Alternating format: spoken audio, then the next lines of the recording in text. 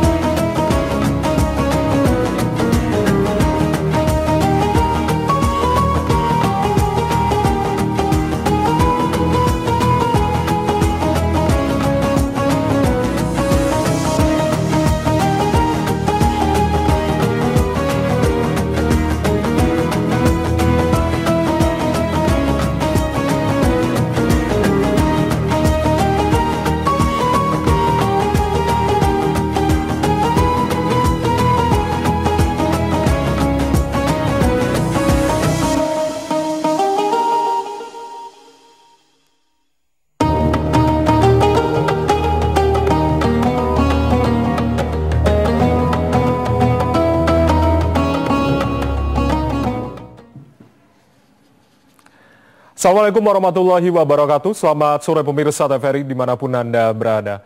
Saudara, hari ini 8 Juli 2022 Masehi bertepatan dengan 9 Zulhijjah 1443 Hijriah merupakan hari pelaksanaan puncak ibadah haji atau wukuf di Padang Arafah. Seluruh jamaah haji dari berbagai penjuru dunia telah berada di Padang Arafah untuk menunaikan rukun haji atau pokok sebagai salah satu syarat utama dari pelaksanaan ibadah haji. Begitupun juga dengan jamaah haji Indonesia yang dalam kondisi sakit, ini seluruhnya akan disafari wukufkan. Sementara itu jamaah yang wafat dan juga yang sakit dengan kondisi yang tentunya tidak dimungkinkan untuk disafari wukufkan, seluruhnya akan diba'dal hajikan.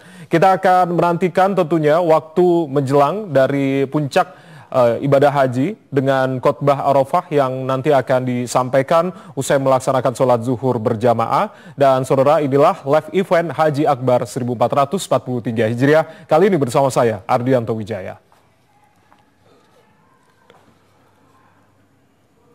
Pusat Meteorologi Nasional Arab Saudi melaporkan tempat-tempat suci di Mekah akan mengalami suhu tinggi selama musim haji 2022. لبيك اللهم لبيك لبيك لا شريك لك لبيك إن الحمد والنعمة لك والملك لا شريك لك. Ya, saudara, sebelum nanti kita akan berbincang terkait dengan memaknai ibadah wukuf di Puncak Haji Akbar 1443 Hijriah, kita akan simak terlebih dahulu, saudara, sejumlah informasi terkait dengan Puncak Haji yang berlangsung pada siang ini waktu Arab Saudi, di mana para jamaah calon haji akan melaksanakan puncak haji yaitu dengan ibadah wukuf di Padang Arafah dengan resiko suhu tinggi, yakni bisa mencapai 44 derajat Celcius pada sore hari.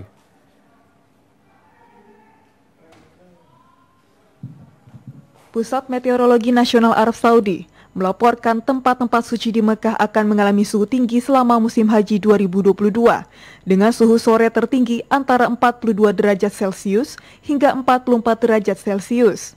Dengan kecepatan angin hingga 35 km per jam, debu dapat mempengaruhi jarak pandang, terutama di area terbuka. Hujan dan badai petir juga mungkin terjadi. Tahun ini haji jatuh pada bulan Juli, membuat kejutan panas menjadi risiko yang signifikan bagi jemaah haji.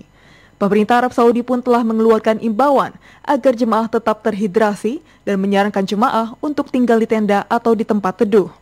Kementerian Kesehatan Arab Saudi pada hari Kamis telah mengalokasikan 238 tempat tidur di rumah sakit untuk merawat pasien sengatan panas. Headstroke bertanggung jawab atas 28% kematian jemaah selama musim haji. Sementara itu, laporan Pusat Studi Islam Universitas Nasional menyatakan, peningkatan suhu secara global akan lebih meningkatkan risiko jemaah haji dari paparan panas sinar matahari. Dalam laporan berjudul Dampak Kebijakan Iklim bagi Ibadah Haji, ancaman meningkatnya suhu global dan cuaca ekstrim akan sangat berbahaya bagi jemaah di Tanah Suci, sehingga diperlukan langkah bersama untuk menurunkan emisi. لبيك اللهم لبيك لبيك لا شريك لك لبيك إن الحمد والنعمة لك والملك لا شريك لك. Ya, saudara, itu adalah tadi sejumlah informasi terkait dengan pelaksanaan wukuf atau puncak haji akbar pada tahun 1443 Hijriah. Nanti kita akan melihat bagaimanakah kondisi terkini di Padang Arafah sebagai salah satu tempat konsentrasi dari pelaksanaan ibadah wukuf yang berlangsung pada siang hari ini. Usai ba'da sholat zuhur, para jamaah haji akan mendengarkan khutbah Arafah, di mana khutbah Arafah ini akan disampaikan dengan beberapa bahasa, termasuk para jamaah haji kita, para jamaah haji asal Indonesia yang mendengarkan khutbah Arafah, yang tentunya dalam kesempatan hal ini disampaikan secara langsung oleh Ketua PBNU sekaligus mantan Rektor dari Universitas Raden Inten Lampung. Saudara, di Padang Arafah nantinya para jamaah haji akan melantunkan kalimat talbiyah dan juga berzikir, bermuasabah dengan takbir, tahmid, tahlil, dan semua aktivitas tentunya terkait dengan introspeksi diri. Yang Anda lihat di layar kaca Anda ini adalah kegiatan para jamaah haji yang usai menunaikan sholat zuhur bersamaan, dan nantinya juga akan diikuti dengan khutbah Arafah yang akan disampaikan dalam berbagai bahasa. Memaknai wukuf sebagai puncak haji, saudara, terkait dengan pelaksanaan dari wukuf di Arafah ini, pemerintah telah berupaya semaksimal mungkin untuk bisa mempersiapkan fasilitas bagi jamaah calon haji asal Indonesia. Di setiap tenda-tenda di Arafah terdapat 44 maktab bagi jamaah haji asal Indonesia. Tentunya masing-masing tenda ini diisi sekitar 50 sampai dengan 150 jamaah haji sesuai dengan kloter dari keberangkatan jamaah haji. Ada 8 hingga 9 tenda per maktabnya yang mampu menampung sekitar 234 jamaah haji, saudara. Dan tentunya tenda-tenda ini dilengkapi sejumlah fasilitas seperti halnya kasur lipat dan juga bantal, serta 6 pendingin ruangan atau AC. Dan Menteri Agama beberapa waktu yang lalu telah memastikan untuk mengecek secara langsung atau meninjau secara langsung fasilitas di maktab yang berada di Mina atau di Padang Arafah. Dan juga maktab ini juga dilengkapi dengan klinik kesehatan haji serta toilet yang tentunya ada di setiap maktab. Untuk memaknai daripada pelaksanaan dari puncak haji ini, kita akan langsung terhubung bersama dengan Gus Muafiq, ulama dari Nahdlatul Ulama. Assalamualaikum Gus Muafiq, selamat siang Gus. Waalaikumsalam warahmatullahi wabarakatuh. Salam sehat Gus Muafiq. Sehat, alhamdulillah. Alhamdulillah. Di puncak dari ibadah wukuf yang berlangsung pada hari ini, 8 Juli 2022 atau bertepatan dengan 9 Zulhijjah. Bagaimana seharusnya kita sebagai umat muslim memaknai prosesi dari ibadah penting, ibadah haji, ya ini pelaksanaan wukuf ini, Gus Muafiq? Jadi inilah pertemuan akbar umat manusia di muka bumi. Dan pertemuan akbar terbesar manusia ya di Arafah ini, di mana antar ras, antar suku, antar bangsa bisa ketemu. Jadi ada waja'alnakum syu'uban wa qabaila lita'arafu. Aku bikin engkau berbangsa-bangsa, bersuku-suku untuk saling mengenal, saling mengerti lah. Puncaknya ada di Arafah ini. Jadi kaum muslimin ini dibiasakan untuk selalu bersama, sholat berjamaah, itu harian 5 kali. Kemudian ada pertemuan mingguan, sholat Jumat, tapi skalanya hanya satu kampung atau satu masjid. Kemudian ada skala lebih besar, setahun sekali, yaitu Idul Fitri dan Idul Adha. Idul Fitri, Idul Adha bisa dilaksanakan dimanapun, sesuai dengan negaranya masing-masing. Tapi ada pertemuan akbar di mana kaum muslimin bertemu, yaitu di Padang Arafah, yang kemudian kita sebut dengan istilah wukuf. Inilah makna kaum muslimin bahwa ada persatuan dan perbedaan di situ, tapi dalam bersatu atas nama Allah Subhanahu wa Ta'ala. Maka kita sambut dengan sangat bahagia, kita sambut dengan luar biasa secara batiniah dan secara rohaniah, bahwa kita dikasih kesempatan untuk kumpul secara bersama-sama umat manusia sedunia dalam satu tempat. Baik. Gus Muwafiq, kalau berbicara terkait dengan seluruh jamaah dari berbagai penjuru dunia berkumpul begitu di Padang Arafah sebagai gambaran dari Padang Mahsyar nantinya atau replika dari Padang Mahsyar. Apa hikmah yang tentunya harus kita ambil bukan hanya bagi para jamaah haji yang saat ini sedang berwukuf atau berdiam diri, melakukan aktivitas introspeksi diri di sana, tapi juga bagi kita yang belum melaksanakan ibadah haji. Apa makna dari gambaran Padang Arafah sebagai replika dari Padang Mahsyar nantinya, Gus Muwafiq? Ya, gambaran dari Padang Arafah itu sesungguhnya adalah gambaran dari awal dan nanti kehidupan manusia selanjutnya. Awal di situ karena berbagai riwayat menjelaskan bahwa di Arafah itulah pertama kali Nabi Adam dan Siti Hawa ketemu. Sebelum beranak pinak, sebelum menjadi bangsa-bangsa, sebelum menjadi suku-suku, di Padang Arafah itulah Nabi Adam ketemu. Kemudian dari situ kita bisa melihat bahwa perbedaan itu akhirnya ada. Ada perbedaan bangsa, ada perbedaan suku, bahkan sekian banyak perbedaan. Tapi akhirnya kembali bertemu pada satu titik.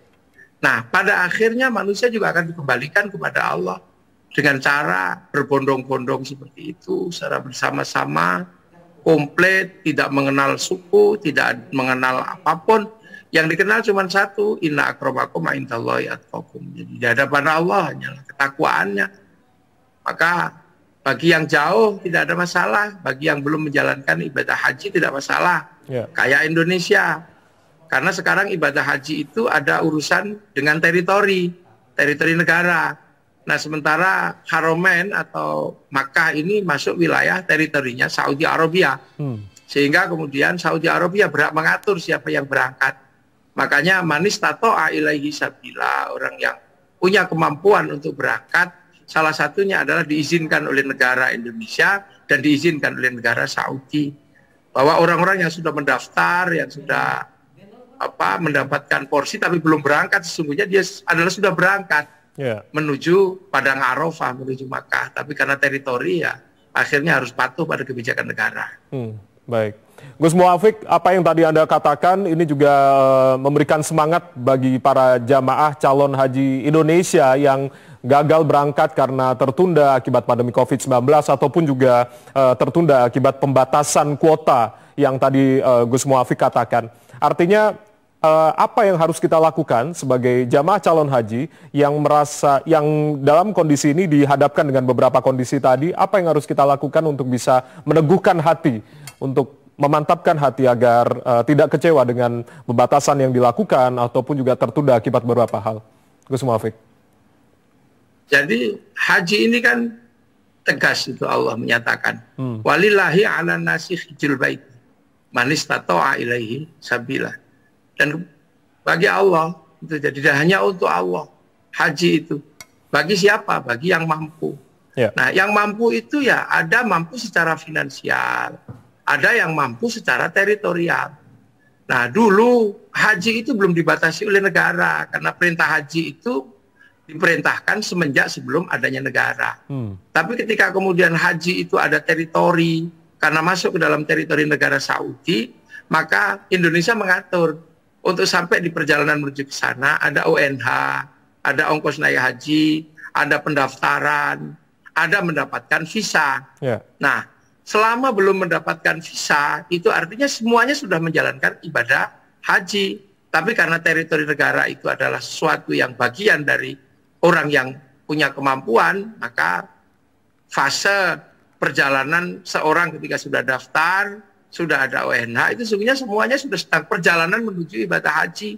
Kalau di antara itu kok meninggal, sebenarnya dia juga sudah meninggal di antara perjalanan. Menuju ibadah haji. Baik. Ya, saya sebenarnya juga kalau mau berangkat, tahun ini berangkat, tapi karena problem visa dan segala macam, dan jamaah yang berserakan, akhirnya juga, ya sudahlah yang lain silahkan berangkat, yang ini kita tunggu sampai kemudian negara memberikan fasilitas tentang manistatoa, orang yang punya kemampuan adalah orang mendapatkan visa. Itu. Baik, menarik untuk dicermati apa yang sudah disampaikan oleh Gus Muafiq. Artinya ketika kita sudah berniat untuk berhaji, mendaftarkan diri, artinya itu sudah dihitung sebagai salah satu rangkaian dari perjalanan menuju ibadah haji, begitu ya Gus Muafiq ya? Tadi yang Anda katakan ya? Ya, benar. Jadi terjadi di tengah jalan pun ada sesuatu, semuanya sudah sampai ke titik di mana orang juga sudah melakukan perjalanan. Baik. Nah, perjalanan antar negara ini kan jauh. Ya. Gitu lah. Baik. Gus Muafiq, nanti kita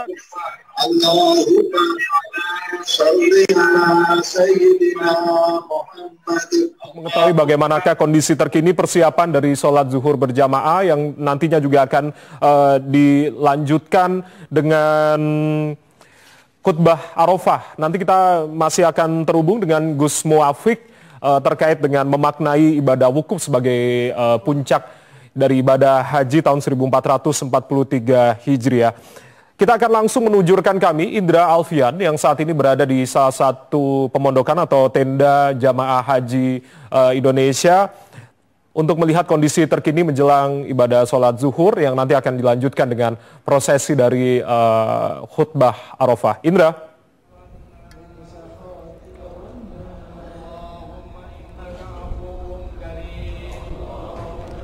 Assalamualaikum warahmatullahi wabarakatuh.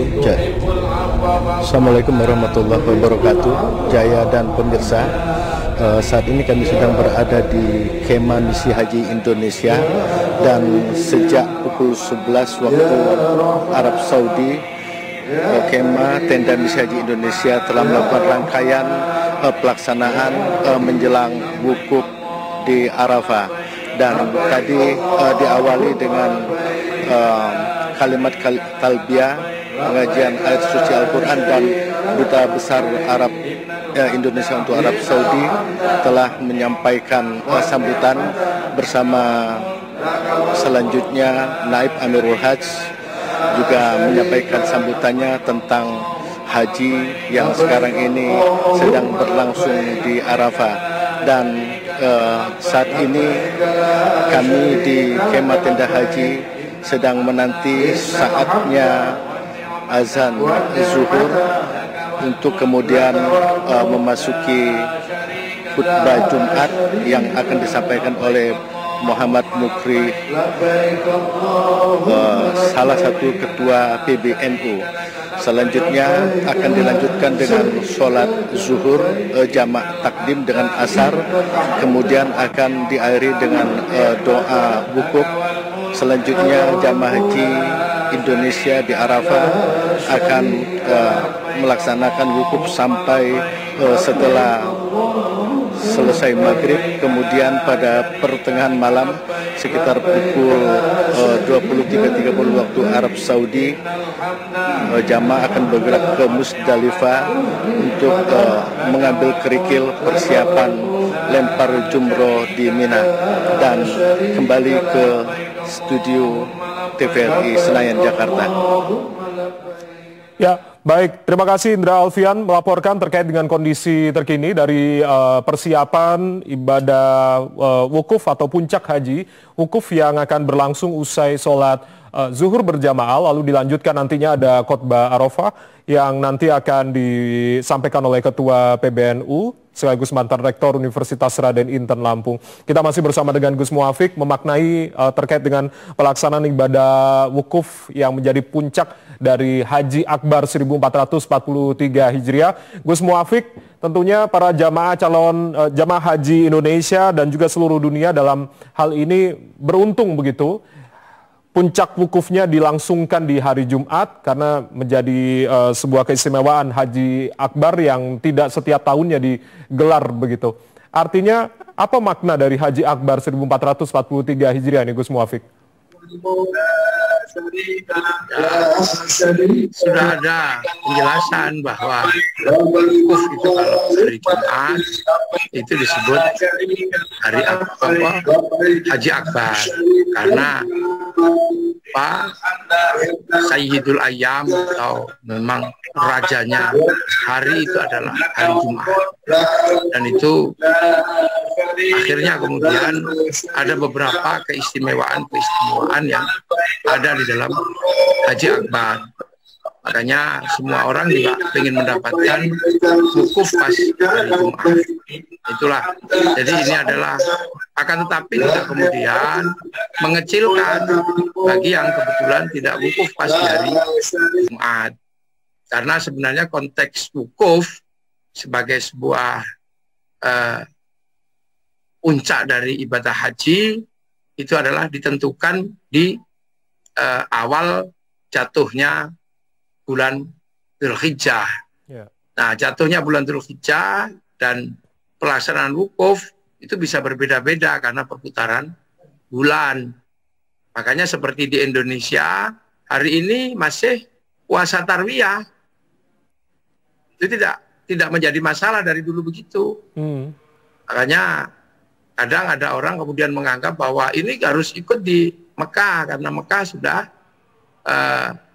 wukuf, masa kita masih puasa tarwiyah. Ya. Akan tetapi bahwa ketentuan awal bulan Dzulhijjah itu adalah awal munculnya bulan, dan munculnya bulan ada perbedaan-perbedaan antar negara sesuai dengan keberadaan bujur dan keberadaan lintang. Nah, inilah makanya kemudian di Indonesia masih di hari masih di hari tarwiyah. Yeah. Di Arab sudah hari Arafah. Nah, itu kadang yang memang menghasilkan kontroversi dan perbedaan pendapat. Tapi secara umum bahwa yang namanya di Arab kalau ada wukuf di hari Jumat itu disebut Haji Akbar. Baik, dalam puncak Haji Akbar atau wukuf yang saat ini kita saksikan bersama, tadi laporan rekan kami kita masih menunggu azan, kumandang azan sholat zuhur begitu, Gus Muafiq, yang nanti juga ada jamaah takdim dengan asar begitu. Artinya apakah memang adakah ketentuan-ketentuan bagi jamaah haji yang saat ini berada di Arafah begitu pada saat wukuf, atau larangan-larangan apa saja yang tidak diperbolehkan pada saat wukuf begitu, Gus Muafiq? Larangannya banyak. Jadi tidak boleh berbuat jahat, tidak boleh berdebat. Itu la rafasta wala fusuqa wala jidala, tidak boleh buat. Termasuk tidak boleh menumpahkan darah. Tidak boleh berhubungan walaupun dengan istrinya. Yeah. Larangan-larangannya itu membunuh, dan selebihnya adalah larangan-larangan yang memang di luar bulan wukuf pun dilarang. Tapi ketentuannya ada ketentuan khusus. Misalnya kalau menyembelih itu tidak boleh di saat wukuf, walaupun di luar wukuf boleh. Terus berhubungan badan antar suami istri juga tidak boleh, walaupun di luar Arafah itu boleh. Tapi selebihnya semua yang tidak diperbolehkan di luar Arafah itu tidak boleh. Baik. Tuh, jadi ada larangan-larangan khusus. Ya, artinya kegiatan-kegiatan ataupun juga ibadah-ibadah yang dilakukan juga harus sesuai dengan apa yang sudah disampaikan oleh para pembimbing haji begitu ya, Gus Muafiq, yang tadi juga Anda katakan sudah gampang kok sekarang. Baik. Itu karena setiap pembimbing akan membimbing jamaahnya, ketentuan-ketentuannya apa sudah pasti dibimbing. Jadi enaknya sekarang kan ada pembimbing. Jadi setiap jamaah haji ada KBIH, ada apa, belum lagi bimbingan dari pemerintah. Jadi jamaah haji sekarang itu insya Allah potensi untuk mendapatkan haji mabrur secara teknis sudah sangat terbuka. Hanya masalahnya adalah bagaimana menata hati masing-masing. Nah, itu sesuatu yang tidak kelihatan. Tapi kalau sesuatu yang bersifat wajib dan rukunnya haji, insya Allah sekarang lebih mudah, pembimbingnya banyak. Ya, dan buku panduannya ada. Baik, tentu kita berharap jamaah haji asal Indonesia khususnya begitu bisa kembali ke tanah air dalam kondisi haji mabrur. Artinya ciri-ciri dari haji mabrur ini seperti apa, Gus Muafiq? Untuk mendapatkan predikat sebagai haji mabrur. Sederhana. Sepulang haji lebih baik daripada sebelumnya, itu aja. Baik. Intinya di situ. Jadi sepulang haji itu lebih baik. Makanya agar orang lebih baik di Indonesia itu, selain ada problem politik, memang ada problem budaya. Orang kalau pulang haji disebut haji. Itu disebut haji sesungguhnya. Walaupun dulu memang problemnya ada ordonansi haji yang dilakukan oleh pemerintah Hindia Belanda. Tapi selebihnya dari itu adalah bahwa orang dikasih nama haji setelah haji itu agar dia selalu ingat bahwa dia berbeda dengan yang lain orang setelah haji. Bahkan santri aja tidak boleh dulu pakai peci putih, harus pakai peci hitam. Soalnya biar gak lupa kalau dia belum haji, nanti kalau udah pakai peci putih lupa kalau dia sudah haji. Nah itu cara-cara kita dengan cara bangsa Indonesia agar orang selalu ingat bahwa dia sudah haji, agar kelakuannya tetap lebih baik daripada sebelum haji. Jadi ciri-ciri haji mabrur itu yang paling umum. Jadi lebih baik setelah haji daripada sebelum haji. Ya, dan wukuf digunakan sebagai salah satu sarana untuk introspeksi diri menjadi pribadi yang lebih baik begitu ya Gus Muafiq ya, karena di saat wukuf itu saat introspeksi yang paling puncak itu ya di situ. Bahwa ada bangsa berbeda, ada suku berbeda, ada madhab berbeda, ada pola ibadah yang berbeda. Tapi semuanya di situ cuma duduk, ya nggak ngapa-ngapain. Mau sholat jamak ya boleh, mau sholat normal juga boleh. Nah itu di situ itu puncaknya.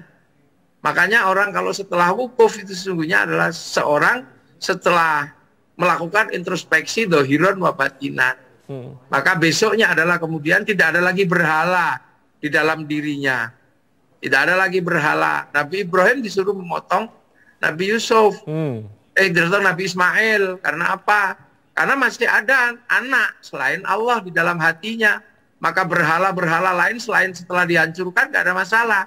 Tapi ada berhala setelah itu. Ada apa? Kerinduan pada anak, rasa cinta kepada anak, yang terkadang mengganggu rasa cinta kepada Allah. Makanya Nabi Ibrahim diuji oleh Allah. Masih ada yang lain nggak di hatimu selain aku, kata Allah dalam bahasa korban. Makanya setelah itu ya diuji betul di dalam hatinya, ini ada apa? Apa masih ada selain Allah? Dan itu. Ya. Gus Muafiq, nanti kita akan lanjutkan perbincangan kita masih memaknai terkait dengan pelaksanaan puncak dari ibadah haji di kesempatan Haji Akbar di kesempatan tahun 1443 Hijriah. Masih bersama dengan Gus Muafiq, ulama dari Nahdlatul Ulama. Saudara tetap bersama kami di live event dari puncak ibadah Haji Akbar 1443 Hijriah. Tetap bersama kami kembali saat lagi.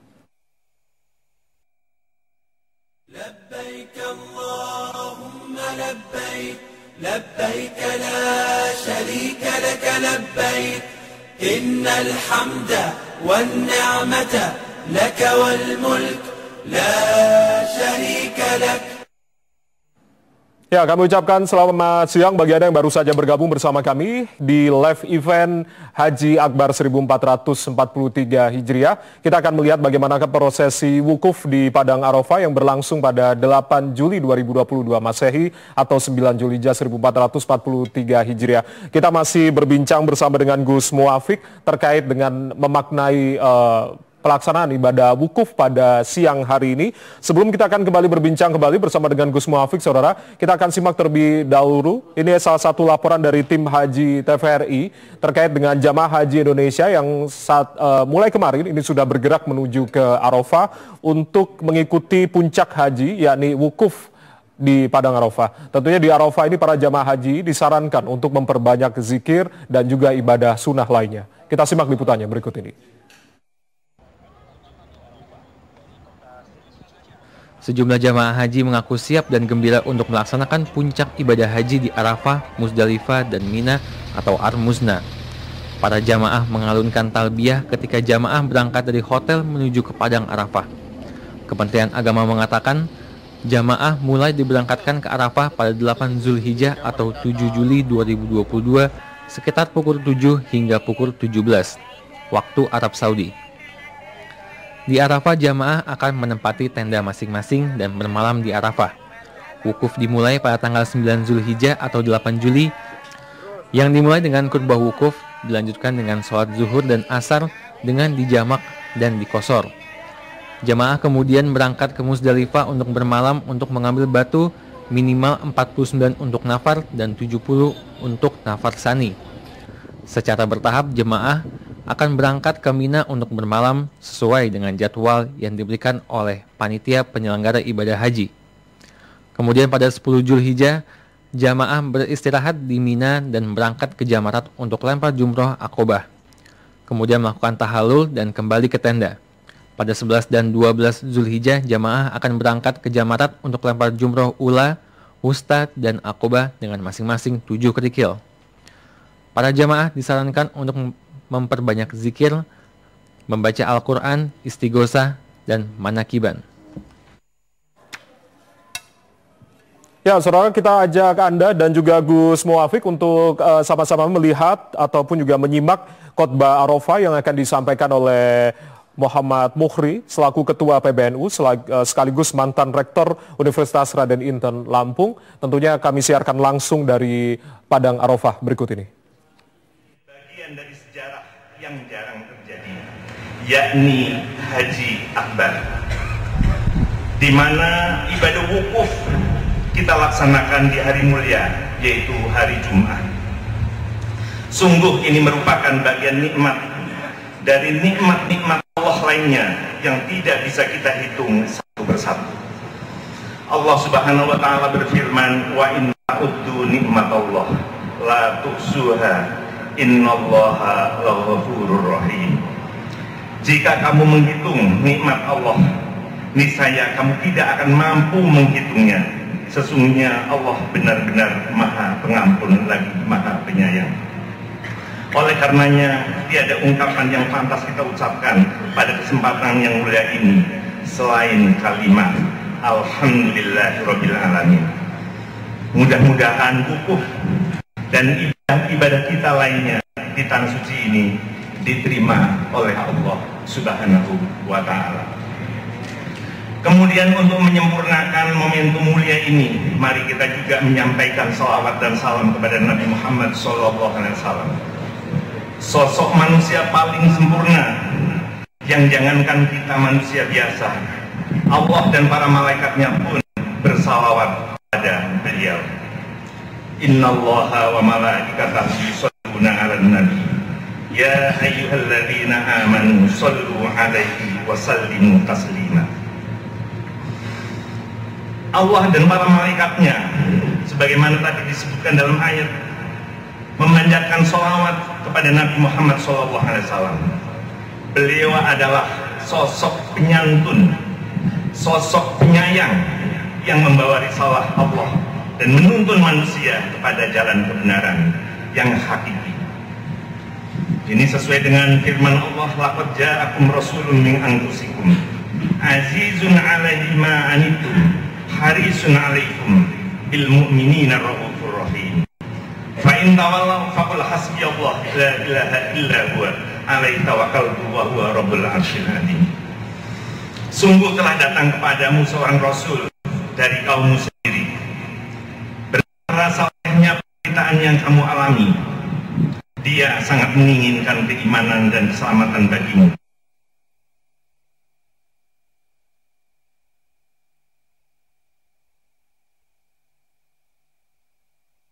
Maka katakanlah Muhammad, cukuplah Allah bagiku, tidak ada Tuhan selain Dia, hanya padanya bertawakal, dan Dia Allah Tuhan yang memiliki aras atau singgasana yang agung.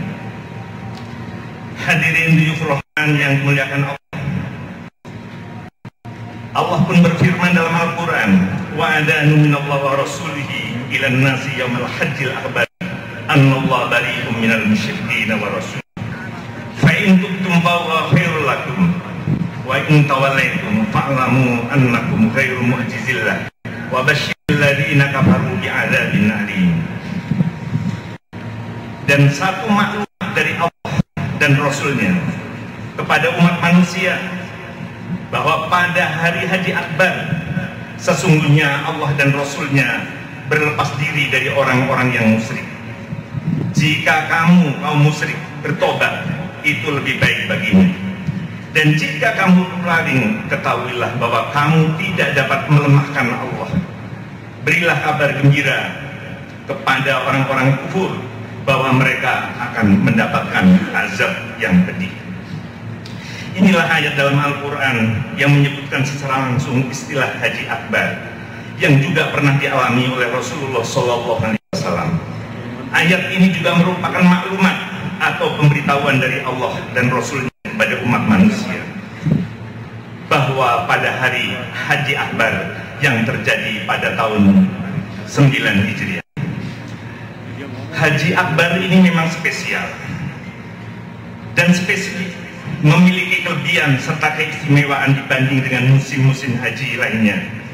Disebutkan dalam kitab Muhnil Muhtaj jilid 1 halaman 497 yang intinya bahwa ulama kaum kalangan Syafi'iyah mengatakan jika hari Arafah jatuh pada hari Jumat sebagaimana hari ini, maka seluruh yang berkumpul di padang Arafah sebagaimana kita hari ini akan langsung mendapatkan ampunan dari Allah tanpa perantara.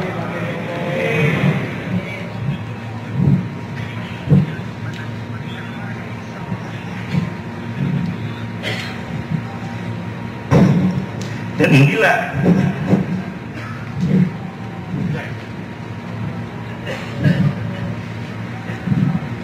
wukuf terjadi selain dari Jumat, maka dosa-dosa jamaah haji, orang-orang yang menunaikan ibadah haji itu masih tergantung kepada orang-orang baik yang ikut hadir, ikut datang pada saat wukuf seperti kita ini. Oleh karena itu sekali lagi saya ingin sampaikan bahwa hari ini adalah sesuatu yang sangat spesial, sangat khusus bagi kita. Oleh karena itu tidak ada pilihan lain, tidak ada narasi lain kecuali kita bersyukur, berterima kasih kepada Allah Subhanahu wa Ta'ala.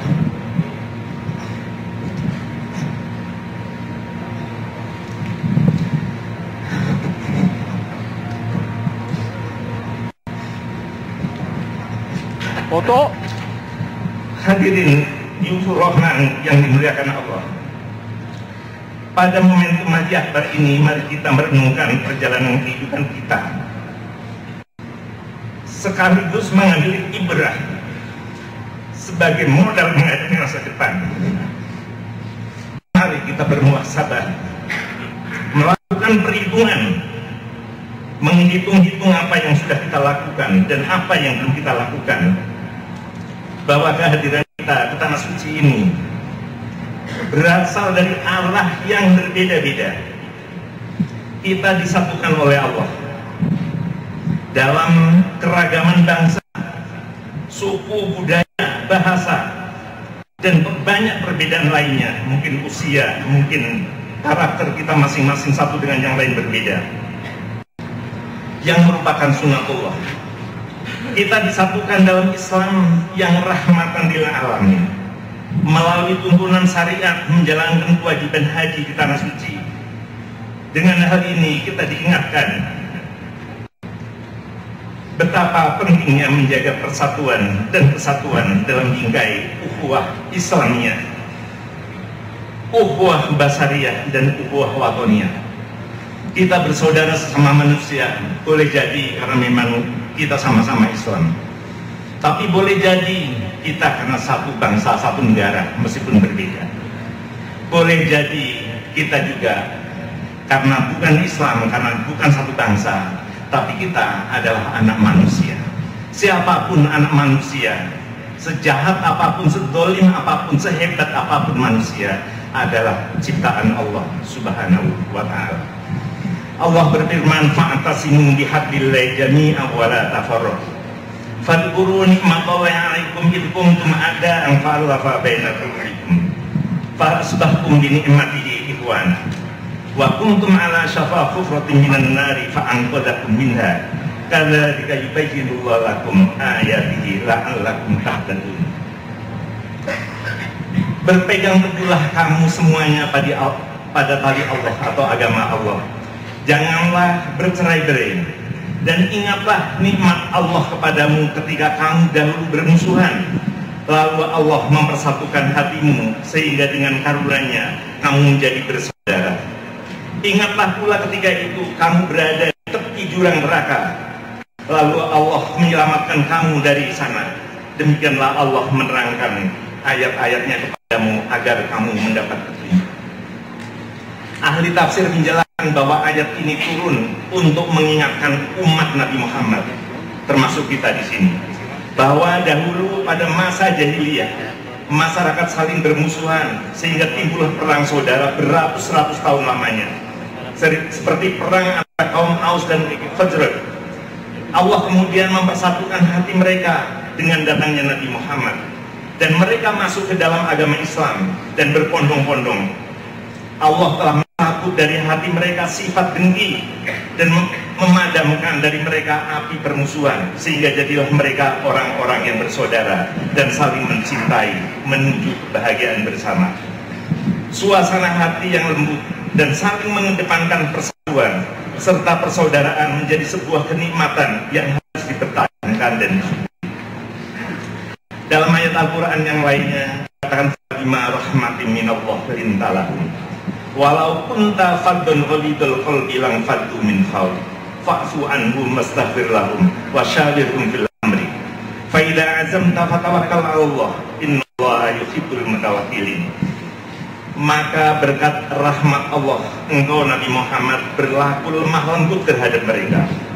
Seandainya engkau bersikap keras dan berhati kasar, tentulah mereka akan menjauh dari sekitarmu. Oleh karena itu, maafkanlah mereka, mohonkanlah ampunan untuk mereka, dan bermusyawarah dengan mereka dalam segala urusan penting. Kemudian apabila engkau telah membulatkan tekad, bertawakkallah pada Allah. Sesungguhnya Allah mencintai orang-orang yang bertawakal.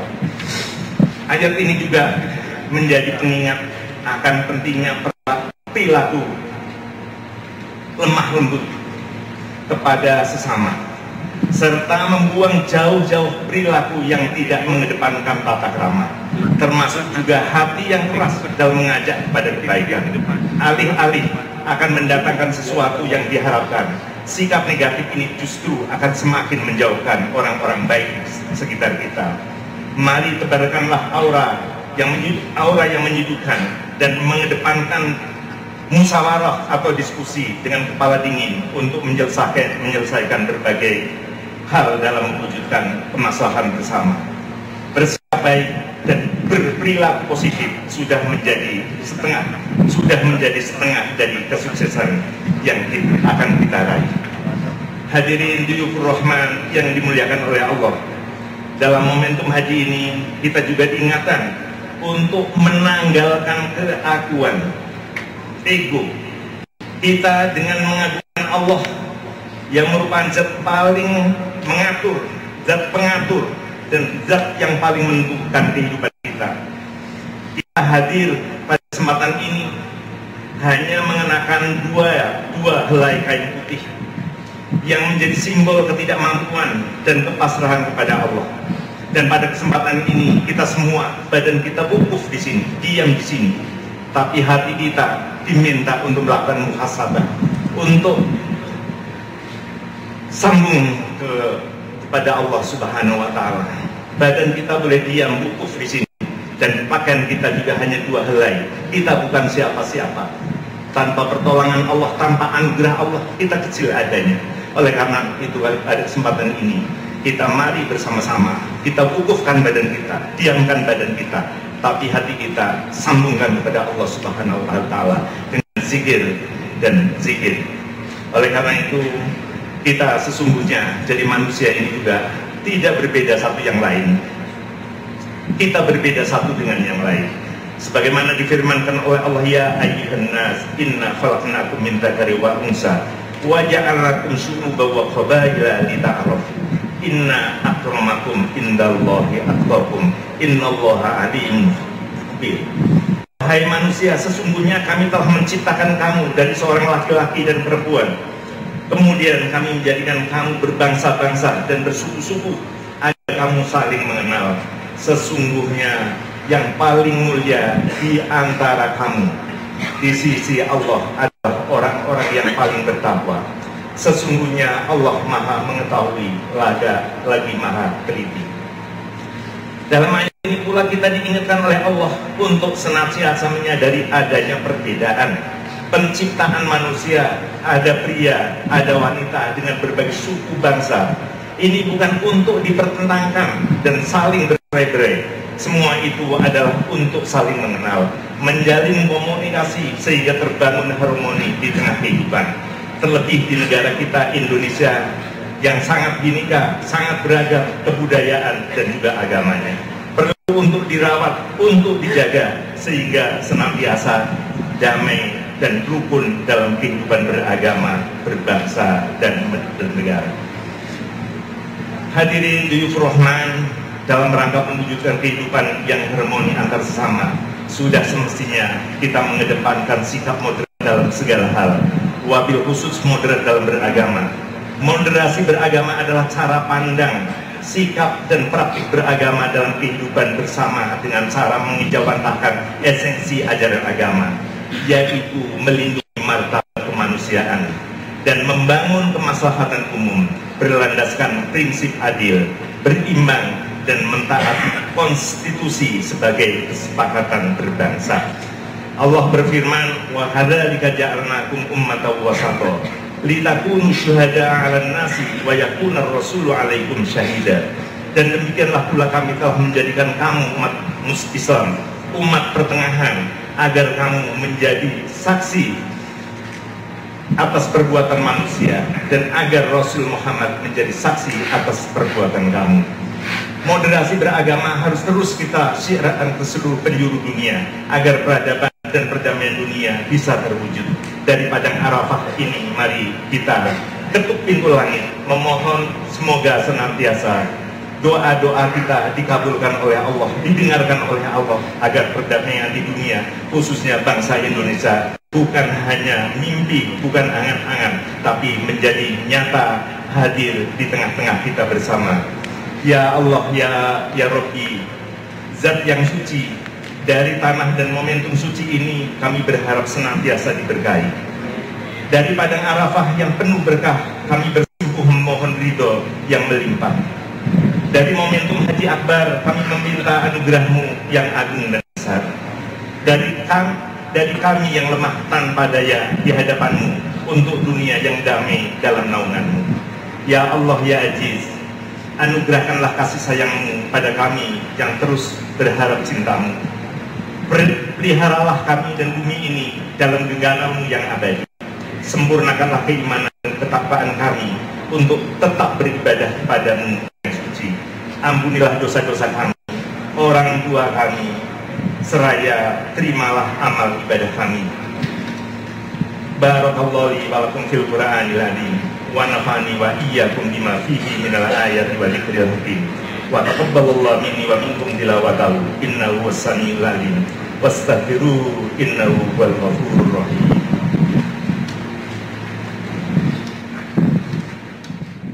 Subhanallah walhamdulillah wa la ilaha illallah wallahu akbar.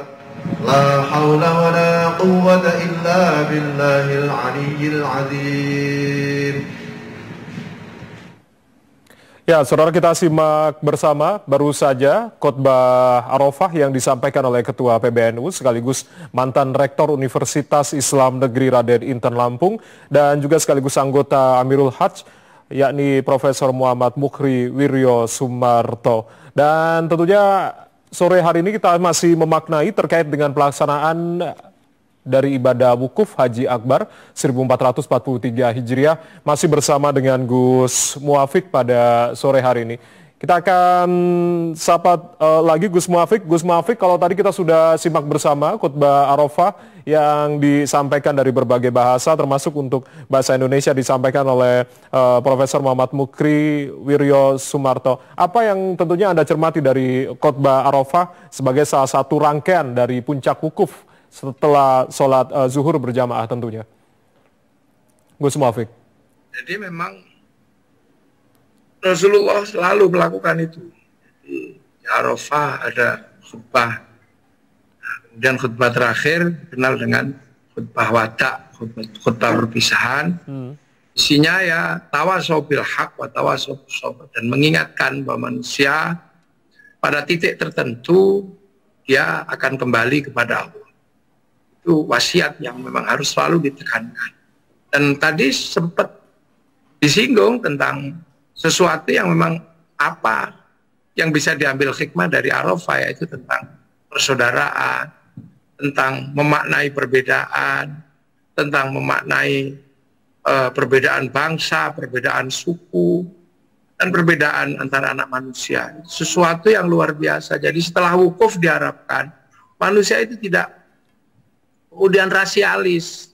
Setelah wukuf diharapkan para manusia bisa menghargai perbedaan. Perbedaan warna kulit, perbedaan suku, perbedaan bangsa. Itu puncaknya.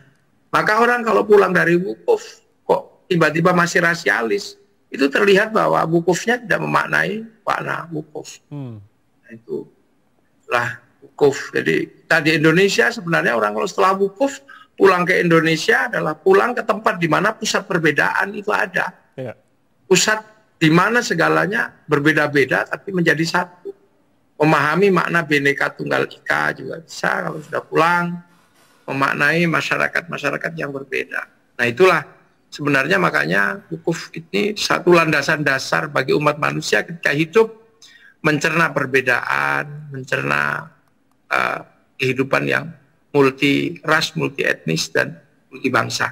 Baik, Gus Muafiq, kita lihat bersama dalam televisi saat ini sedang baru saja usai dilaksanakan sholat zuhur berjamaah. Kita lihat beberapa simbol yang digunakan oleh jamaah haji dengan menggunakan kain ihram 2 lembar. Artinya ini bagaimana cerminan dari padang Arafah begitu. Ketika memang para jamaah haji ini menggunakan 2 kain ihram, apakah ini juga menjadi cerminan tadi memaknai perbedaan, memaknai persaudaraan antar umat beragama begitu. Artinya dengan kain ihram, 2 lembar kain ihram, apa yang mungkin bisa diartikan ini, Gus Muafiq? Kalau hakikatnya Allah yang tahu hakikatnya. Jadi kalau hakikatnya kenapa berkain ihram yang cuma 2 lembar, hanya Allah dan Rasulnya yang tahu hakikatnya. Tapi kita kan memaknai simbol gitu ya. Kalau memaknai simbol ya bahwa manusia itu ya sama semua di hadapan Allah. Kalaupun mati ya cuma kain putih itu aja yang dibawa. Ada yang lain. Nah simbol kain putih itu kan simbol kebersamaan, simbol kesetaraan, simbol tanpa perbedaan, simbol inna akramakum indallahi atqakum. Itu bisa kita lihat. Betapa antara raja, antara orang biasa, antara public figure, antara figuran juga sama, pakaiannya sama. Artinya di hadapan Allah terlihat bahwa memang nggak ada perbedaan. Itu pakai sutra juga nggak boleh, sama-sama nggak boleh pakai, nggak boleh melamar, nggak boleh merayu, sama-sama nggak boleh potong rambut, sama-sama nggak boleh potong kuku. Baik. Sama, semuanya sama. Baik. Gus Muafiq, rangkaian dari puncak ibadah haji nantinya akan berlangsung hingga esok. Kita nantikan bersama akan ada lempar jumroh. Artinya terakhir, Gus Muafiq, apa yang mungkin Anda akan sampaikan kepada seluruh umat muslim yang ada di seluruh Indonesia tentunya yang melihat puncak Haji Akbar 1440 Hijriah melalui TVRI ini, sekaligus juga menjelang menjelang Hari Raya Idul Adha 1443 Hijriah. Silakan Gus Muafiq. Jadi ya agama itu sebagai landasan kehidupan bersama, persaudaraan, kerukunan. Makanya kiai-kiai, santri-santri kalau di Indonesia agama semua dijadikan landasan kerukunan. Doa bareng-bareng, yang kiainya doa, santrinya amin amin. Kalau kepanjangan santrinya tri amin. Baik. Ada orang Sholawat bareng-bareng, sholawatan. Ada orang meninggal, kita doa bareng-bareng. Semua. Jadi di tingkatan lokal kita berbicara tentang kebersamaan, karena pada puncak ibadah haji pun sebenarnya adalah melambangkan kebersamaan dan keikhlasan. Karena beberapa dari yang dilakukan di ibadah haji ini kan sebenarnya apa yang pernah dilakukan oleh Nabi Ibrahim alaihissalam tentang tawaf, tentang wukuf, tentang sa'i, tentang jamarot, tentang lempar jumroh, itu kan sebenarnya dulu yang dilakukan oleh Nabi Ibrahim. Dan Nabi Ibrahim ini adalah simbol dari kepasrahan orang kepada Allah. Bahkan di tempat gersang sekalipun Nabi Ibrahim menitipkan keturunannya dengan doa, Rabbana ini askantu min dzurriyyati biwadin ghairi dzi zar'in 'inda baitikal muharram. Aku titipkan anak keturunanku di tempat yang nggak ada apa-apa. Tapi ini di Baitikal Muharram, di tempatmu yang suci. Nah, itu adalah kepatuhan dan kepasrahan kepada Allah. Bahkan di tempat nggak ada apa-apa pun, kalau kita pasrah kepada Allah akan dikasih. Makanya di tempat gersang seperti itu dirindukan orang, menghasilkan roda ekonomi yang berputar, menghasilkan kebersamaan dan kehidupan yang saling terjaga. Sesungguhnya di balik ini semua adalah tentang kebersamaan, tentang di bumi yang sama, kita harus mampu menjaga ritme kehidupan yang bersama, saling jaga, saling asah, saling asuh. Baik, memaknai kebersamaan. Iya. Terima kasih Gus Muafiq sudah bergabung bersama kami. Tentunya kita berdoa bersama agar jamaah haji asal Indonesia dan juga jamaah haji di seluruh dunia ini bisa diberikan kemudahan dan juga kelancaran dalam melaksanakan rukun dan juga wajib haji. Gus Muafiq, terima kasih. Salam untuk keluarga. Terima kasih sudah berkenan sama-sama bergabung bersama kami. Salam sehat Gus. Assalamualaikum warahmatullahi wabarakatuh. Waalaikumsalam warahmatullahi wabarakatuh. Ya. Dan saudara, demikianlah live event dari Puncak Haji Akbar 1443 Hijriah. Tentunya kami sama-sama berdoa semoga jamaah haji asal Indonesia bisa diberikan kemudahan dan juga kelancaran dalam melaksanakan berbagai rukun dan juga wajib haji. Saya Ardianto Wijaya mewakili teman-teman yang bertugas mengucapkan terima kasih atas kebersamaan Anda. Tetap saksikan TVRI Media Pemersatu Bangsa. Selamat sore dan sampai jumpa. Assalamualaikum warahmatullahi wabarakatuh. لبيك اللهم لبيك لبيك لا شريك لك لبيك إن الحمد والنعمة لك والملك لا شريك لك لبيك اللهم لبيك لبيك لا شريك لك لبيك إن الحمد والنعمة لك والملك لا شريك لك